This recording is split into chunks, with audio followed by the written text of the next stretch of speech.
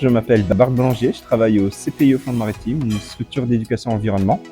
Je suis passionné de biodiversité depuis que je suis tout petit et je m'intéresse à la nature, aux oiseaux, aux plantes, aux insectes. Parmi les projets, je travaille beaucoup sur tout ce qui est inventaire écologique. J'essaye de donner envie aux gens de s'intéresser au monde qui les entoure. La nature est partout, on passe à côté, on fait pas gaffe et il y a tellement de choses à découvrir. Et je préfère parler des changements climatiques parce qu'on ne sait pas demain ce qu'il va faire plus froid, plus chaud, plus sec, plus de pluie. Et effectivement, on voit déjà les répercussions sur la biodiversité.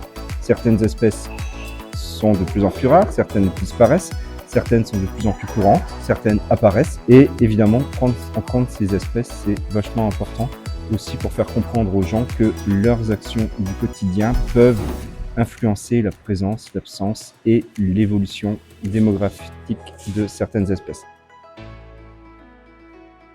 Il y en a plein. Mais je regarde jamais les côtés négatifs de mes projets. Je regarde toujours ce qui a été positif. Je préfère dire que les gens, en fait, commencent de plus en plus, heureusement, à s'intéresser au monde qui les entoure. Et c'est surtout vrai sur les jeunes générations. Ça dépend les élus, ça dépend les habitants. Certaines personnes vont être tout de suite partants. Ils ont envie de tester, ils ont envie d'expérimenter et ils sont prêts à y aller. Ça marche pas. Mais il faut réussir à comprendre sur quel point on s'est planté pour essayer d'aller plus vite. C'est plutôt notre regard à l'environnement qui fait qu'on accepte ou pas les projets et on est tous différents. L'idéal, c'est de réussir à trouver le compromis. Il faut tester.